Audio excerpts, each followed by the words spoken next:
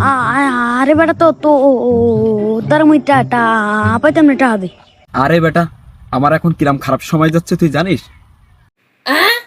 আমার কাছে এখন 1 টাকাও নেই। সেদিনকে জুয়া খেলতে গিয়ে 10,000 টাকা লস হয়ে গেছে।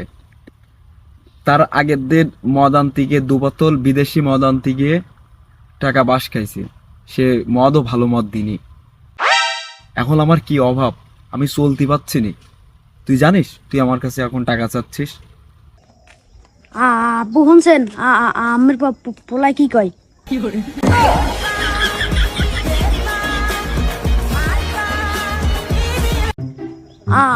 আরে বেটা, তো তো তার মুই টাটা পাইতাম না, টাকা দে।